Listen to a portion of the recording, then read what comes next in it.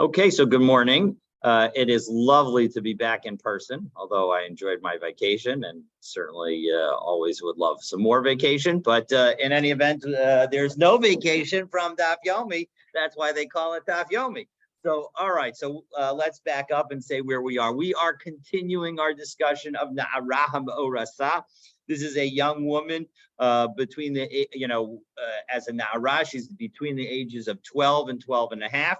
She is, and this is a woman who has underwent the first step of marriage. On some level, sometimes we'll call it an engagement, Arison, but she is committed to marry this one person. She's not allowed to have marital relationships with anyone at that moment, not even the husband. She hasn't become permitted. That's going to be permitted with him at Nisuin, but at that moment, it's totally prohibited to have a relationship with anybody. So in any event, but that's where she is. So she has a husband and she has a father. Thank God both of them are alive at the moment. And so we have learned that the Na'aram Orasa, if she makes a neder, the neder must be revoked by both the father and the husband in order for it to be revoked. If either of them either confirms it or on the day in which they hear about it, the day ends, well, in that case, her vow is completed. And it's considered it is totally a valid vow, her valid neder, and she needs to fulfill it. Okay. Now, of course, depending on we've learned about annulling vows, and there's a question whether or not that vow can be annulled if, in fact, there is silence associated with it, meaning it was never formally confirmed by the husband or the father, but rather they just heard about it and didn't do anything. Well, then the predominant opinion is that she can annul it by going to a chacham or a beit din. But if in fact the father or the husband had confirmed it, well, then it seems like you would need both the confirmation and the neder to both be revoked. You'd first need the annulment of the confirmation, and then you'll need an annulment of the vow itself. All right. In any event, that's some background of what we've been seeing and what we've been looking at. And so now we begin with a new question, which we're going to attempt to answer 3 times.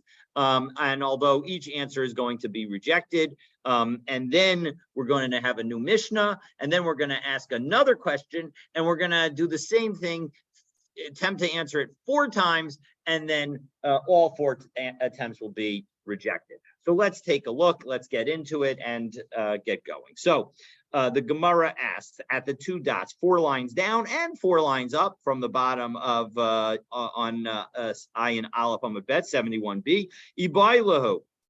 So they ask the following question: Gerushin kishetika damya o kahakama damya. When a person gets divorced, is that like so again? Rachel made a neder, and while she is an Arison, an Arusa for Yaakov, and Rachel, and now Yaakov is divorcing her presumably on the day that he hears about the neder. Now, is that act of divorce considered like a formal confirmation of the vow, or is it considered like silence? That's the question that we're asking. So, l'may nafkamina, what difference does it make? Kigon shenadra v'shama ba'ala v'gersha, right? Exactly the case that we just said. If the husband heard about the neder and now goes and wants to divorce her, so Yaakov's divorcing Rachel, but ahadra biyome, and then what happens? He takes her back that same day, and so now that he took her back, right? So the question is he still able? Now he's her husband again, little fickle, but a husband again. And so now now that he's taken her back, can he still annul the vow? If we say that it's like silence, well then matzi meferla, then he has the ability to annul the vow. the Amar Mar Bahakama dummy. And if, on the other hand, he says that we say that it's not like silence, but rather like a confirmation, well, then lo matzi mayford law, then he won't be able to annul the vow for her. Okay, so that's the question. Now let's take a look at the Ran. The Ran makes a couple of important points, because one might have thought that, in fact, this question, well, first of all, one can understand why this question is located here, because our Mishnah is definitely going to provide an answer to this, potentially, especially the way Shmuel understood it. Because remember, if we go back to our Mishnah was back, I think it was the first Mishnah on the in the daf that no, it was not. It was the let's find it here. Where is the Mishnah? Is it the first Mishnah?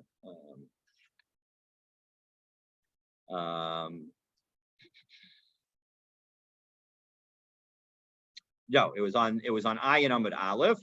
If we go to Ayin Amud Aleph, so we had no, that's not it either. 1 second. No, here it is. I'm sorry. Ayin Aleph Amud Aleph, the top of yesterday's daf. It's been a long time since because I flew from Israel since I looked at the daf. So Ayin Aleph Amud Aleph. So where we said that if she made the vow and she was divorced on that day and then married even up to 100 times, the last husband has the ability to revoke the vow. So we can see why we're going to think that our Mishnah is going to be relevant to the question that's at hand. So that's what we're asking. Now, one could differentiate, because the case that we just mentioned is the case where the husband takes her back. Maybe that would be different from a case where another person takes her back, but that's not the way the Ran's going to understand it. So let's take a look at the Ran. 1, 2, 3, 5 lines up in the widest of the lines from the very bottom of the on the very bottom of Ayin Aleph Amud Aleph. I'm sorry, Ayin Aleph Amud Bet. So Kagon Denadra Vishama Bala Bagersha, right? So we're talking about a situation where where she made a neder and the husband heard about it and then he divorced her. So Hai Bala, this husband, de Amri Arus Dafka, and this husband that we're talking about where he is in Arus, where he has definitely only done the engagement period, only done Arison with her. Dafkahu, because if in fact he had fully married her, well then afilu tim salomer degerishin kishtika. Even if you were to say that ordinarily, when it comes to an arusa, the divorce is like being silent, damyan, that is comparable to being silent. Hechi matzi mefer, and therefore he would be allowed to revoke her vows if in fact he had done nisuin. So then Hechi Matzi Mefer, how is he going to be able to revoke the vow if in fact he married her? Because Ein Habal Mefer Bekodman. Because we're going to see, and we're going to see it later today, there is a very basic principle, a very important difference between a full husband who's done nisuin and a husband who has only done erison, who has done only the engagement period. And that is that in the engagement period, there is an ability to revoke not only the vows that were made during the engagement period, but also any vow that the husband hears about for the first time during the engagement period, even if it happened before the engagement period. But that is different from a fully married husband. A fully married husband. So what's remarkable, right? So here we have Rachel makes a neder before the couple even meets, and now the couple meets, they fall in love, and they do erison. Right now, and she's a nara marasa, she's a nara still, so she's 12 to 12 and a half. Right now, if the father and the husband work together and nullify that vow, even though she made that vow before they even met, that vow is nullified. Now, what happens? She's still a nara. She's still between 12 and 12 and a half. And now she gets married. Mm-hmm. And now that the husband finds out about that vow that she made earlier, nothing he can do about it. Nothing he can do about it. The vows that he has the ability to nullify are only the vows that when they're actually married. So any vow, we're going to see a Mishnah that touches on this particular issue in the middle of today, and we're going to say so that you're not going to be able to annul it. So that's clear. So right. So now and if in fact he takes her back only to Erison, Kaven de Arus Eno Mefer, because Ella B'Shutafut, because the husband who is only done Erison is only able to nullify the past vows with a partnership, and if in fact she had gotten married earlier. So now let's do this. This is the same story, but now Rachel made the neder when she was 10, 11, let's say, before, she's knowledgeable enough to make a neder. She, the father hasn't heard about it.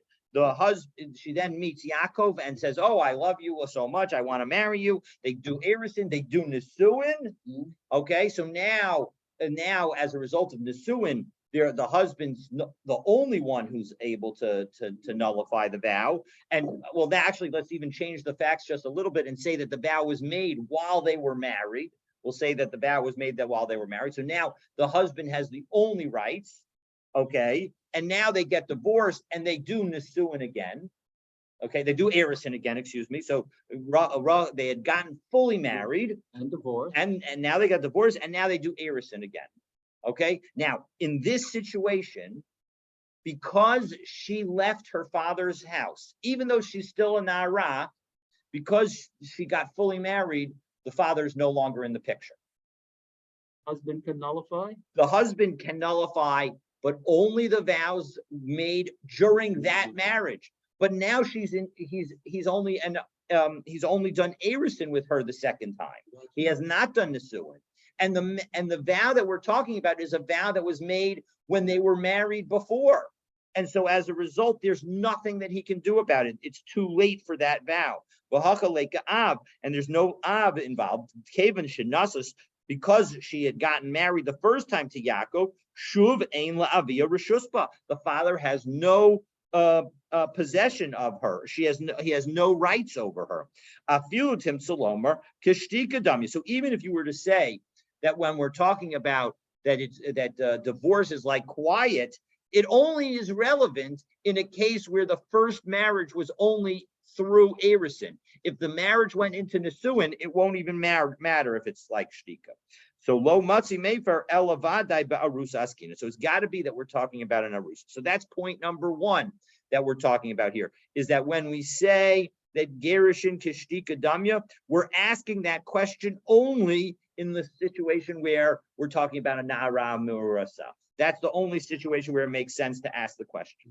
Every other situation, it doesn't make a difference, because you won't have the right to annul the vow or revoke the vow that was made before you got married.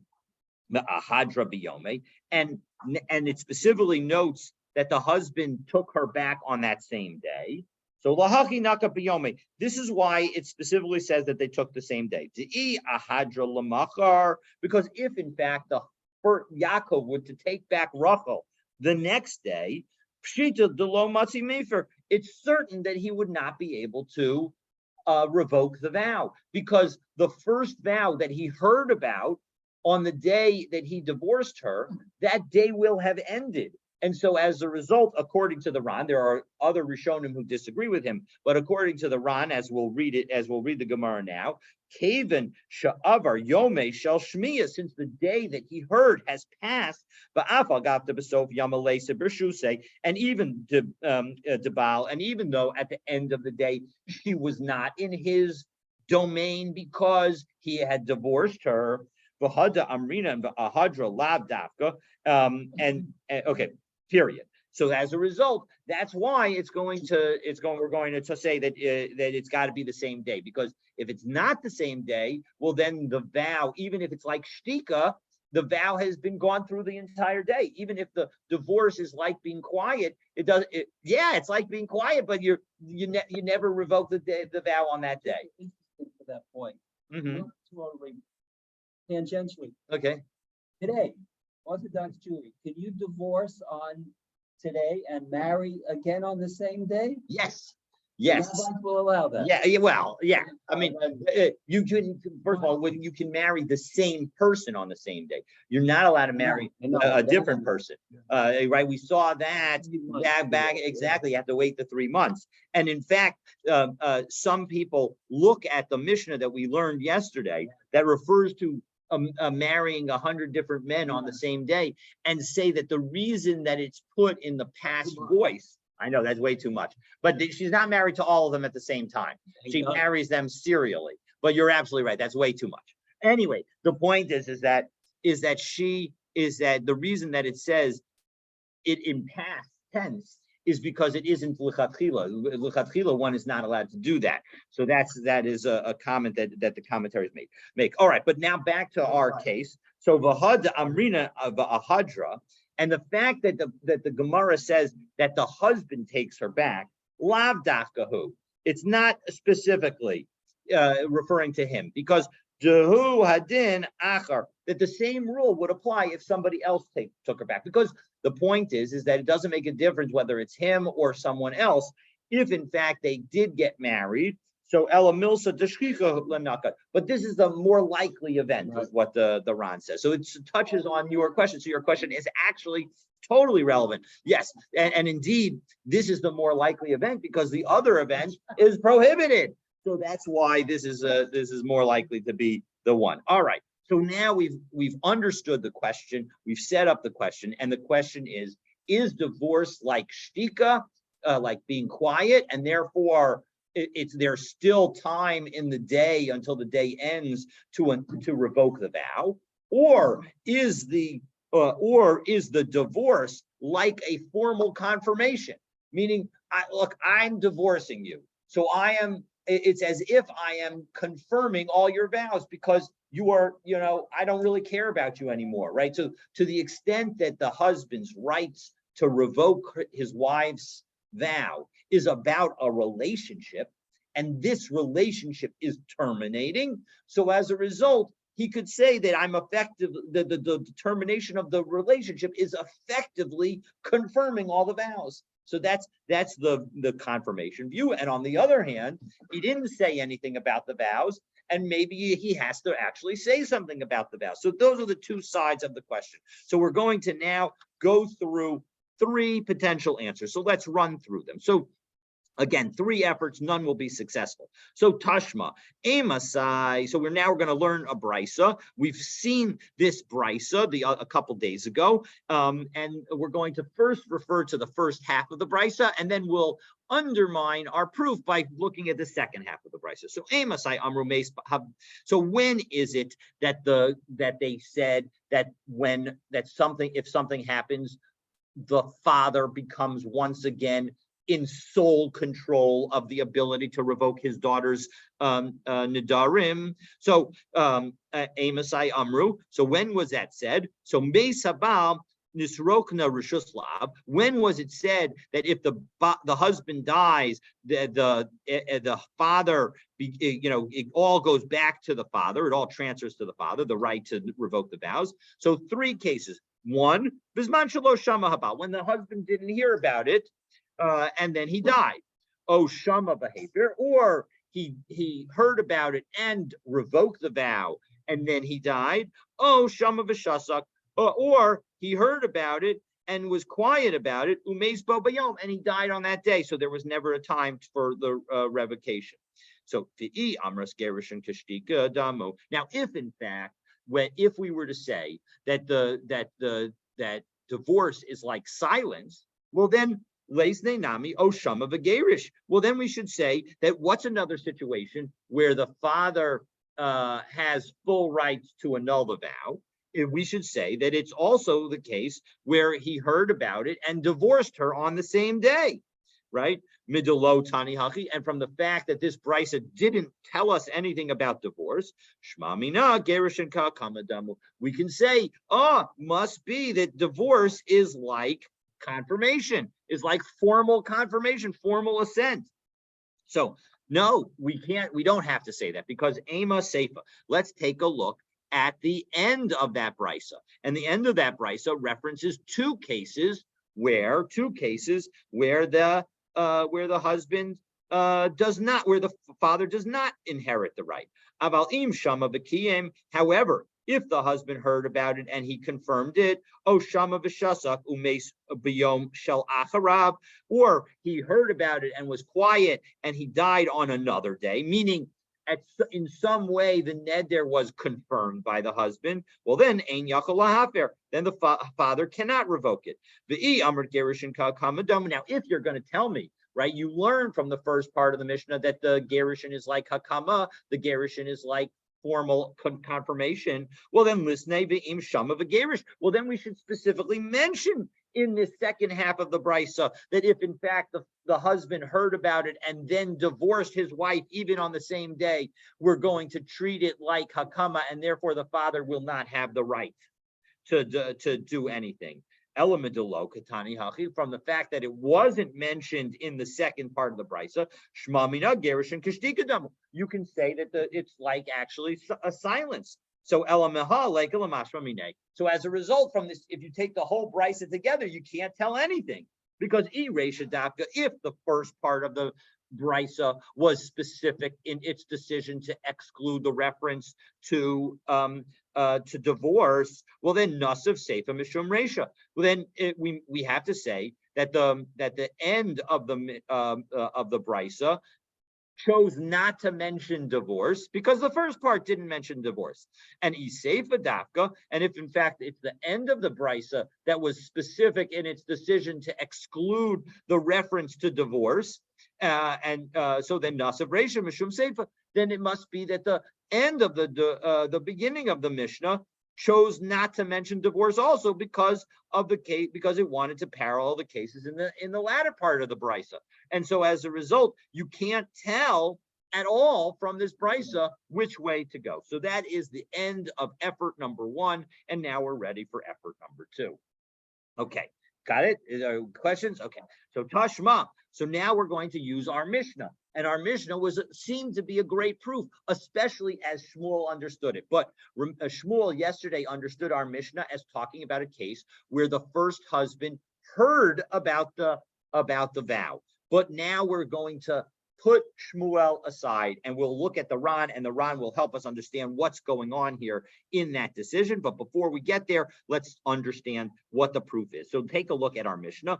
Nadra v'hi arusa, right? If she made the vow while she was in arusa, while they had done erisin but not yet nisuin, v'niskarsha v'nisarsa bo b'yom, and she then got divorced and then did erisin again, afiu lameya, even 100 people, aviu v'ala ha'achra mafir nedareha. Her father and the last of the husbands have the ability to revoke the vows. So Shema Mina Gerushin Kashnikadam. Isn't this a definite total proof that Gerushin is like Shtika, Deika, Kamadamu? Because if you were to say that it's like actual confirmation of the vow, Mimatzi Mefer Arus Achron Nidre de Okim Arus Rishon, the last husband is not going to have the ability to revoke a vow that was confirmed by the first husband. So so no, we don't have to say that our Mishnah is in fact a good proof, because what can we talking about here? Where the first husband did not hear about it. Well, as we noted yesterday, if that's the case, that the first husband didn't hear about my irya bobayom, why do you care that all the divorces have to happen on the same day? Even if it happened after 100 days, whenever the husbands hear about the vow, that's when we care.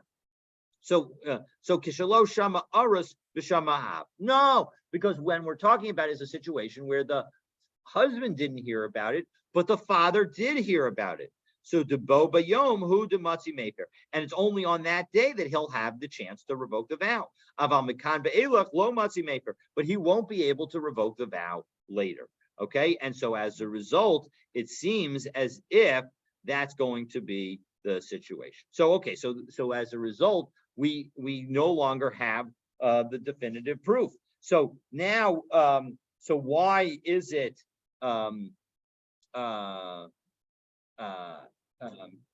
Second.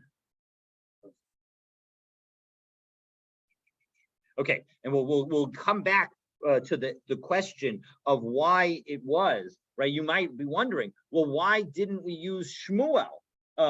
We yesterday when we learned this Mishnah, Shmuel told us that our Mishnah was talking about somebody who had the husband had heard about it, and now we're saying that our Mishnah is talking about a situation where the husband had not heard about it. So why don't we just cite Shmuel? So that question is going to be asked by the Ran, but we'll deal with that after we deal with the third attempt. And so let's take a look at the third attempt. So Tashma, third effort to prove, and that we're going to use a Mishnah that we will learn in a couple of weeks. This is a Mishnah on Daf Pei Tet Amud Aleph. So what does that Mishnah say? Nadra bo bayom, if she made a vow on the day on that day, and we'll see what day it is, Gersha, and now her husband divorces her, v'hechzira bo bayom, and he takes her back on that same day, ein yachol lahafer, the husband does not have the ability to revoke a vow.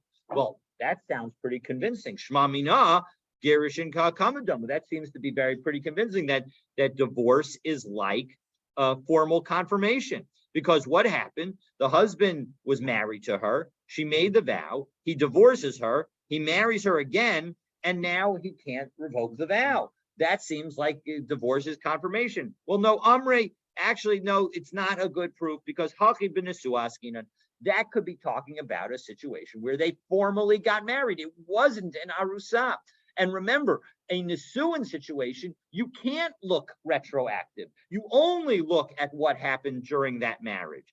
And so, and that's why he's not able to redeem it, revoke it, because mishum de'ein habal mefer bekodmin. Because, and this is the principle that we mentioned a few moments ago, and I said we would mention it later today. So here we're mentioning it, and that is a husband has no ability to revoke prior vows to the marriage. Once they get fully married, there's nothing that can be done. And this is going to lead into our next Mishnah, as we will see in a moment. But let's first take a look at the Ran, because what did the Gemara do? The Gemara tried 3 times and was unsuccessful. So let's see. The Ran on the third of the widest line says V'la inyan halacha. Let's take a look and see what's the halacha going to be. Well, because of Haramban, the Ramban writes, Kevan debayin lo ifshita, since the question has not been resolved, naktin and lachumra, we have to be strict. De gerishin ka'kamudamu, and we need to say that divorce is like formal confirmation. V'heichen dinadra v'shamabala, and so as a result, where she makes a neder and the husband has heard about it, v'gersha, and he divorces her, v'ahadra biyome, and he takes her back on that same day, lo matzi meferla, he's not going to be able to revoke the vow. Aval harashba, the Rashba disagrees. The Rashba kasav denahede ba'ayin lo ifshiti mahadak masnisa. That when we say that we did not actually answer our question, that is from the explicit language of our Mishnah. Demaisi Allah afshitallah. That's where we weren't able to answer it. But mememra de Shmuel de Amar Lael minahan emili de aras achron mefer Nedarim sheniro larishon. But when we said, but what we can answer it from is from Shmuel, who said specifically, how do I know that a neder that was made by that was made and heard by the first husband can be revoked by a later husband? The Alma Kabbalah Mirabe, that it seems that he must have heard this from his teachers, and so as a result, the Kitnan b'maslisin bo bayom, because that's why our Mishnah said bo bayom mishum shmias arus nakat light, because it was talking about where the husband himself had heard about it. The lo mishum shmias av, and not because the father heard, which is the way we just explained our Mishnah. The Kevan de Shmuel Amar Hachi, and since Shmuel says this, lo shavkinan my depshita le l'Shmuel. So we're not going to abandon what was clear to Shmuel. Mishum my da astaptika lahu b'Gemara, because of what was unclear for the rest of the Gemara. Okay, so that's the bottom line. So we have a machlokas between the Ramban and the Rashba. The Ramban says, look, we didn't answer this question, so therefore it must be we're uncertain and we have to be machmir. But according to the Rashba says, no, Yes, right at this moment, we didn't answer the question. But before this, we did. Shmuel answered the question. So, v'chitema im kain, my time a low pashtina ayin memra de Shmuel. So now we ask the question, why didn't the Gemara reference Shmuel? So, so now the Ron's going to give us a good answer. What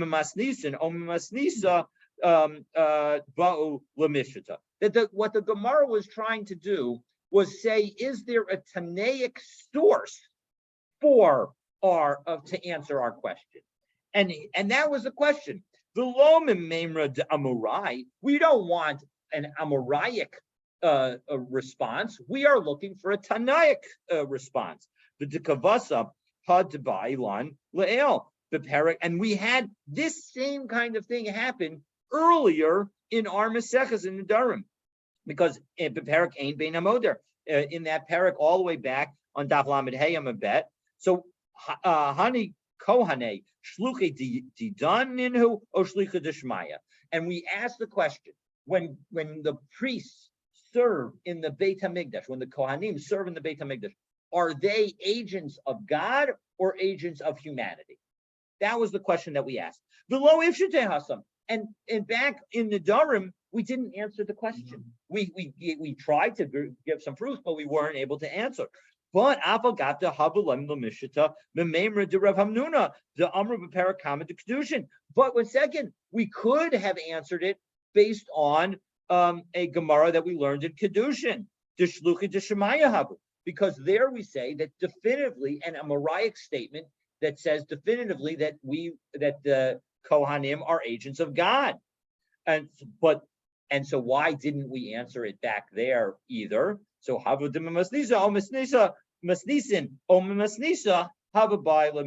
because we specifically, the question back then was a question about trying to learn a Mishnah or a Baraisa that would specifically support it. And this case is similar. So as a result, we see the important thing. So what have we done? We've said the 3 efforts, 3 failures. We've got the Ramban who says, well, because of those failures, we've got to be machmir. And we've got the Rashba, as explained by the Ran, who says, no, the failures are only the failure to try and find a Mishnah or a Baraisa. But we did not fail because we have Shmuel. And Shmuel tells us that, in fact, it is Gerushin is like shtika, is like quiet. It's not confirmation. It's not confirmation. And that's why a later husband has the right to revoke the vow. Okay. So now we're ready for our next Mishnah. And then we'll, again, after the Mishnah, we'll have a question and 4 efforts to answer it. And let's see if we can still finish by the bottom of the hour. All right, probably not, but we'll go a little bit beyond and then we'll be done. So Derech Talmidei Chachamim. So what does the Mishnah say? The Mishnah says that what do Talmidei Chachamim do? And again, remember, the basis of this is the fact that once Nisuin happens, there's nothing left to be done. No past Nedarim can be revoked. So let's take a look. So what do Talmidei Chachamim do? Before a father who's a Talmid Chacham, before his daughter leaves his rishus, either because she became 12 and a half or because she got married, Omer law, he says to her, Kol Nedarim shenedarta b'tok beisi harei hein mufarin. All in the Nedarim that you made in my house, they are all revoked. V'chein abal, and similarly a husband should say, so before they do Nisuin, so while she is still an Arusa, so Omer la, he should say to her, all of the Nedarim that you have made while you were an Arusa or before, they are all revoked. So that way, once he enters his Rishus, because he can't revoke them. Right, and as we see, take a look at the last of the top medium wide lines of the Ran on the top of Ayin Bet Amud Bet, where it says She'im Tekanos L'Shusa Ein Yachalaver Lefisha Ein Habal Mefer Bekodmin. As we just said at the bottom of Ayin Bet Amud Aleph, right? This is why so often the Gemara sets itself up so that the next Mishnah follows the immediate thought that the Gemara just had. That again, it highlights the nature that how Rebbe set up the Mishnayos, that it was a part of a detailed, longer conversation, and this conversation now flows so nicely as the last words that we said in the before this Mishnah were specifically Mishum De'aim Habal Mefer B'Kodmin. Okay, so now the Gemara asks. So here's the Gemara's question, and again, with this we'll have 4 efforts to answer, and then we'll be done. So by Rami Bar Chama, Baal Mahu Sheyafer Below Shmiya. Is a husband able to revoke a vow that he hasn't heard about? And the Ran says, if we take a look at the first Ran on the Gemara, second of the narrow lines, by Rami Bar Chama Baal Mahu Sheyafer Below Shmiya, Kigon Shelo Shama, he didn't hear what the content of the vow is, Velo Yada Klal, and he doesn't even know if a vow was made. Im Nadra Im Lav, whether or not she made a vow at all. So Mahu Sheyafer La Al Hasafik. That is he allowed to basically because there's an uncertainty, maybe she made a vow, maybe she didn't, can he use that uncertainty and still revoke the vow that he has no knowledge of whatsoever? That's the question, right? The Shama Isha Dafkahu, when we say that the husband heard, Isha, her husband heard, is that mean specifically he has to hear? Oh, Lab Dafkahu, or is it not specific? Do we not require that in fact he has actually heard it? So 4 efforts. Effort number 1, Amarava Tashma Derek Tamid Chachamim our Mishnah Achalo Yatzos Bito Etzlo Omer La Kol Nedarim Shnadarta Betok Beiti Harei Hein Mufarin. All of the Nedarim that you made before in my house, they're all revoked. The Halo Shama. Clearly the guy has not heard about the vows. So L'chi Shama Dehu Demeper. No. What he's saying is that I am revoking them now as, when I hear about them. As soon as I hear about them, I will revoke them. So I didn't hear about it yet, so I can't formally revoke it, but I'm entering in the revocation now. Well, Im Kain, Kilo Shama Lama Leila Maimar. Well, 1 second. If in fact all he's saying is that I'm revoking it now, why does he need to say that? He hasn't heard about the vow, so Hakamash Malan. No, what's going on here is something very key. So let's take a look and see how the Ran explains this. This is right opposite the Tosfos Savyad on the right-hand side of the page. Right? That it's the path of the Torah scholars to investigate. So Darko Shel Talmud Chacham, that this is the way of a Talmud Chacham. L'chzor aleha, to go to his daughter or to the wife and say, V'lomerla, and say to her, Kol nedarim shenadarta, all the vows that you vowed, harei hen mufarim, they should all be revoked. Kidei lahachnisa b'dvarim, and this is, what does he do? This is in order to give her comfort. In order to enter into conversation with her. Shemitoch kach, as a result of him saying that all of her vows are annulled, he notenet Shemitoch kach, he notenet el liba, she will take to her heart the understanding that this is essentially a statement of love and concern for her. V'omeret, and she'll say, Nadar ploni nadarti v'hu mefer. And then she'll say, you know what? I did make this neder, and he'll be able to annul it. So by entering into this conversation, it's a beautiful thought that sometimes we need to give comfort to somebody before we know what we need to give comfort to them about.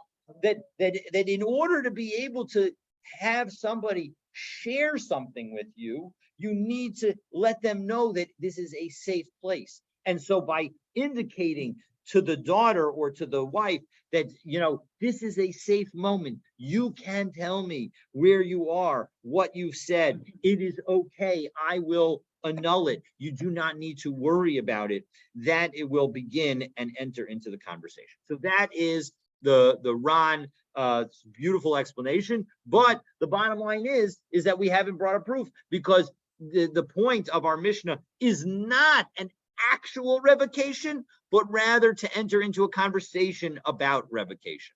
All right, so let's try. What about the second part of our Mishnah? Tashma Miseva. Let's take a look at the latter part of the Mishnah. So Omer La, right? He then has to tell her. He will tell her the same thing, that all your Nedarim are revoked. So Hakanami de Amar La Lachi Shamana. Again, he's telling her, when I hear about them, so then I will revoke them. Okay, so that's effort number one. So we've completely eliminated our Mishnah as the possibility. And so now we try effort number three.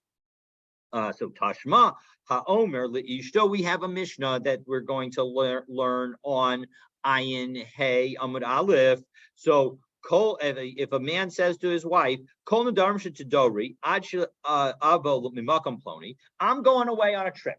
And so any neder that you make between now and when I return, harei hein kayamim, I am hereby confirming them. Lo amar klum, the man has not said anything, okay? Because she hasn't made the neder yet. So as a result, he can't confirm something that doesn't exist.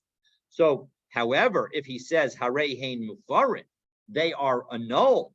Rabbi Eliezer Omer, v'halo shama, Rabbi Eliezer Omer, mofer.